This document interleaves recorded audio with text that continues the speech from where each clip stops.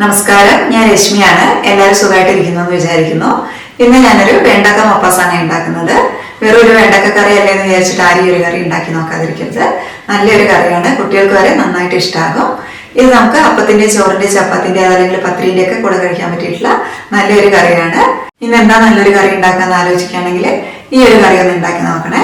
ഉണ്ടാക്കി നോക്കിയിട്ട് നിങ്ങൾക്ക് ഇഷ്ടമാണെങ്കിൽ നിങ്ങളുടെ അഭിപ്രായം കൂടി ഒന്ന് താഴെ എഴുതണം. അതുപോലെ തന്നെ നമ്മുടെ ചാനൽ ആദ്യമായിട്ടാണ് കാണുന്നതെങ്കിൽ ഒന്ന് ലൈക്ക് ഷെയർ കൂടെ ചെയ്തിട്ടൊന്ന് സപ്പോർട്ടും കൂടെ ചെയ്യണേ.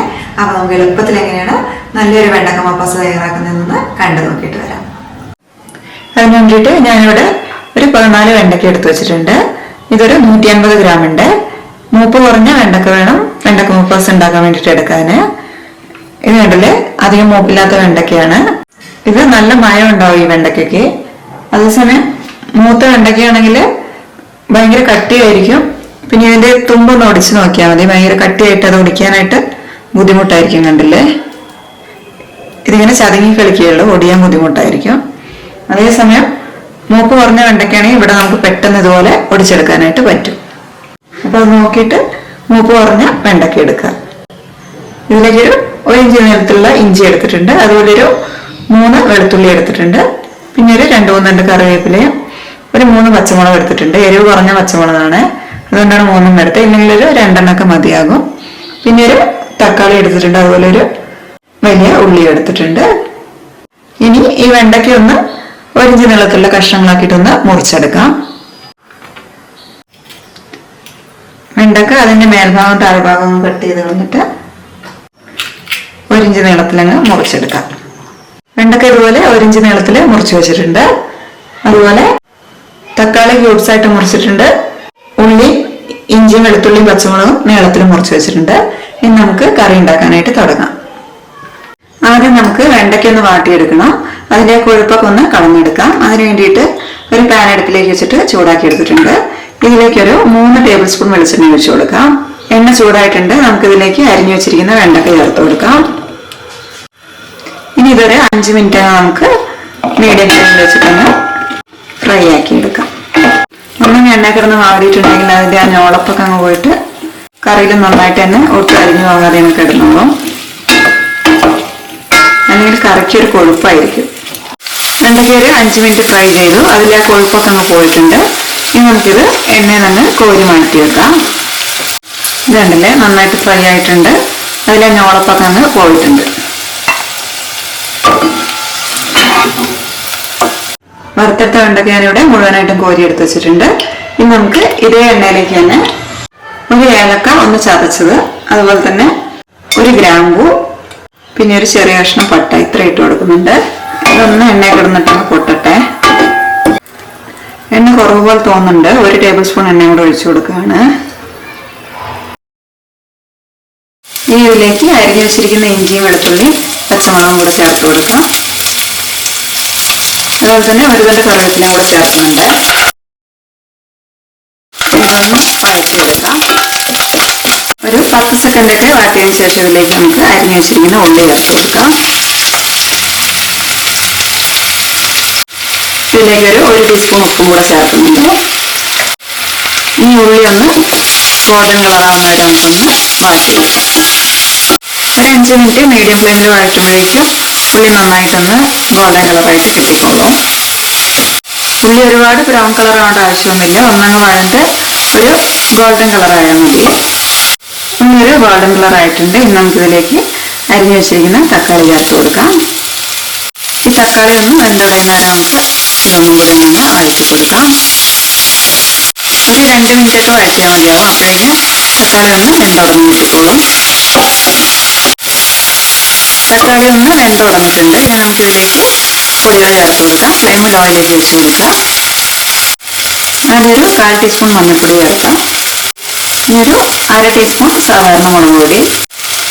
ഇനി 1 ടീസ്പൂൺ മല്ലിപ്പൊടി. അതുപോലെ ഒരു 1/2 ടീസ്പൂൺ ഗരം മസാല.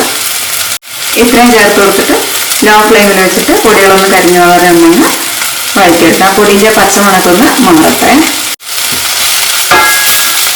നമ്മൾ ഏത് കറി വെക്കുകയാണെങ്കിലും ഈ പൊടികളൊക്കെ എണ്ണയിൽ കിടന്നിട്ടൊന്ന് മൂത്ത് വരണം. അല്ലെങ്കിൽ എണ്ണ കുറവാണെങ്കിലേ പൊടി നന്നായിട്ട് തന്നെ പച്ചമണം മാറില്ല, കറിക്ക് ടേസ്റ്റ് കുറവായിരിക്കും. ഇപ്പോൾ പൊടിയൊക്കെ നന്നായിട്ട് മൂത്തിട്ടുണ്ട്. ഇനി നമുക്കിതിലേക്ക് നമ്മൾ നേരത്തെ വറുത്ത് കോരി മാറ്റി വെച്ചിരുന്ന വെണ്ടക്കയില്ലേ അതൊന്ന് ചേർത്ത് കൊടുക്കാം. അതും കൂടെ ചേർത്തിട്ട് ഒന്നൊന്ന് മിക്സ് ചെയ്ത് കൊടുക്കാം. നമ്മൾ ആദ്യം വറുത്തെടുത്തപ്പോൾ തന്നെ വെണ്ടക്ക നന്നായിട്ട് വെന്തിട്ടുണ്ട്, ഒരു 3/4 ഭാഗമൊക്കെ വെന്തിട്ടുണ്ട്. ഇനി നമുക്കിത് തേങ്ങാപ്പാലിലിട്ടിട്ട് ഒന്നും കൂടി ഒന്ന് ഒരു 5 മിനിറ്റ് ഒന്ന് വേവിച്ചെടുക്കണം. ഇതെല്ലാം ഒന്ന് മിക്സ് ആയിട്ടുണ്ട്. ഇനി ഇതിലേക്ക് ഒരു 1.5 കപ്പ് തേങ്ങയുടെ 2ാം പാൽ ഒഴിച്ച് കൊടുക്കാം.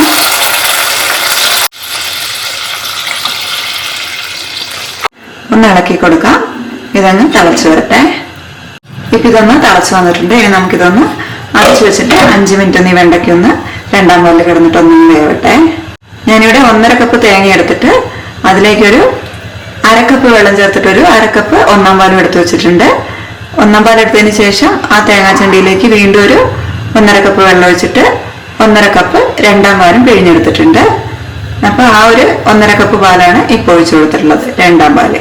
ഇനി 2ാം പാലിൽ കിടന്നിട്ട് വെണ്ടയ്ക്കൊന്ന് വെന്ത് കഴിഞ്ഞതിന് ശേഷം നമുക്ക് 1ാം പാൽ ഒഴിച്ചിട്ട് ഫ്ലെയിം ഓഫ് ചെയ്യാം. ഇപ്പോൾ ഒരു 5 മിനിറ്റ് കഴിഞ്ഞിട്ടുണ്ട്. വെണ്ടയ്ക്കൊക്കെ തേങ്ങാപ്പാലിൽ കിടന്നിട്ട് നല്ലോണം വെന്ത് വന്നിട്ടുണ്ട്.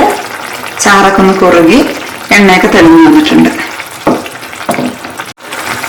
ഉപ്പ് പാകണമെന്ന് നോക്കണേ. ഒരു ഇച്ചിരി കുറവുണ്ട്, ഒരു 1/4 ടീസ്പൂൺ ഉപ്പും കൂടെ ചേർക്കുന്നുണ്ട്.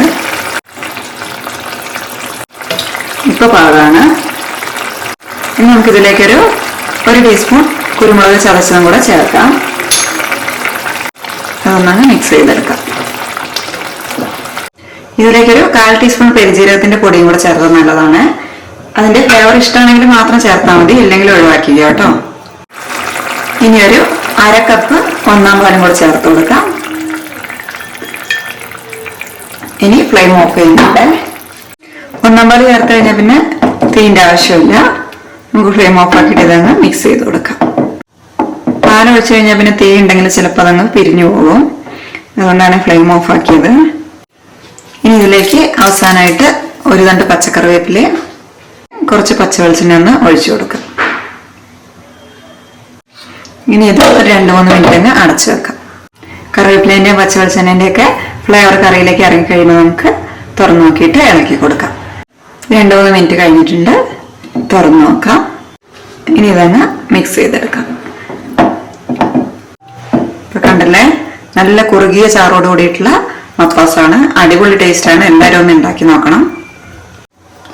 ചോറിന്റെ കൂടെയും അപ്പത്തിന്റെയും ചപ്പാത്തിന്റെയും ഇടിയപ്പത്തിന്റെ കൂടെയൊക്കെ കഴിക്കാൻ പറ്റിയിട്ടുള്ള നല്ലൊരു മപ്പാസാണ് ഇത്. ഇപ്പൊ എല്ലാവരും ഒന്ന് ഉണ്ടാക്കി നോക്കുക. എന്നിട്ട് ഇഷ്ടമാണെങ്കിൽ നിങ്ങളുടെ അഭിപ്രായം ഒന്ന് താഴെ എഴുതണം.